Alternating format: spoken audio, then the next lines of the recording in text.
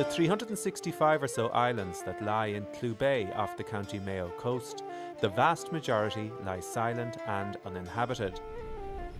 But for one man and his family, a chance visit and a leap of faith saw him become the chief islander, as he calls himself, of Inish Turk Beg.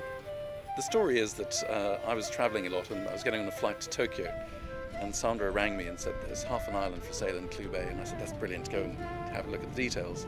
When I landed in Tokyo, she said actually it's the whole island, and I said, oh, we've got to get it, we've got to buy it, having no idea about anything, how feasible it was or affordable it was or anything else. And so on my 40th birthday, we came as a kind of present to me, and as an indulgence, we came and had a barbecue or a picnic all day on the island, and we were completely enraptured by it from that day on, really. And the journey, which began back in 2003, has seen a small fortune being invested in the island's infrastructure, from providing basic power and mains water through to the construction of roads, houses and the island's jetties. There used to be a village down here by the old pier, and that's a lovely bit of the real living ancient part of the island. But in truth, there was very little else. There was a Dutch couple who, as pioneering spirits, had set up a small kind of remote translation business and were living here. And they had done fantastic work, planting trees everywhere and doing some rudimentary stuff. There's a derelict 19th century cottage, and that was about it. And then since then we've put in the infrastructure and the buildings and made it into a viable home and also a viable kind of place of business, if you like. And that business has two aspects. First, the island as a holiday destination. Nadim and his family spend up to 4 months a year living on Inish Turk Beg, but for the remainder of the year, the island's full-time staff can cater for those who want to get away from it all. I mean, it's a wonderful way of life, and it's just you are so close to nature out here as well. Looking after all the animals and the vegetables and things like that. It's a different sort of scenario when there are guests here. Obviously, we're very busy with them and getting supplies out and getting things organised for the guests. And get people on and off the island, getting staff on and off the island as well. The facilities that there's a lot of indoor activities to do as well, and beautiful swimming pool and all the indoor games rooms as well, which means that there's a lot going on even on a bad day. And with views like these over Clew Bay towards Croagh Patrick, it's easy to imagine spending days on end here just enjoying the peace and quiet. But this is the west of Ireland, and even the dogs on the street know how quickly things can change around here. It's not all round sunshine. We do get different weathers here, but it's exciting. I mean, even in the middle of winter, in a storm, there can be a force 10 raging out there, and it's an exciting place to be. I love going up onto the top of the island in that kind of weather and just watching the wildness of it all, and it's quite exhilarating. Well, when people aren't here, it's completely different. I mean, when we're here on our own, we're looking after what's here, we're trying to take care of it. There's a lot of maintenance, obviously. We are farming a farm as well, so we're a working farm. We've got horses, and then we've got sheep, cattle, 2 little coonies, which you'll come across.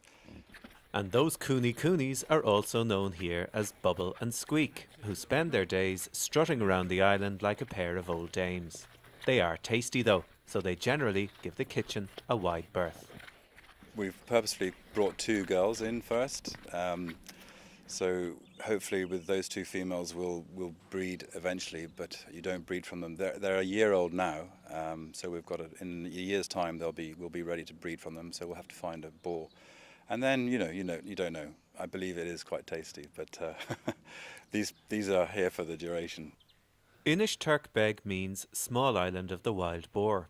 And as somebody who has forged a successful marketing career on a worldwide level, now Nadim Sadek is turning his attention to developing the Inish Turk Beg brand using lines of indigenous Irish products. These barrels are the barrels that sit on the island as part of our whiskey making process. And they're basically third fill barrels. They're kind of knackered old barrels, because we learnt that the older they are, the better they pick up the atmosphere that surrounds us. And we have them here down by the shore, so they pick up all the scents and fragrances and the seaweed and the iodine and stuff. And then when we put our whiskey back into them, it filters back out into the whiskey and flavours it and becomes part of the island nature of the whiskey itself. Whisky and smoked fish are two of the Inish Turk beg products available in shops, while others are in development. But there's more besides, including a traditional music project which pushes in all kinds of directions.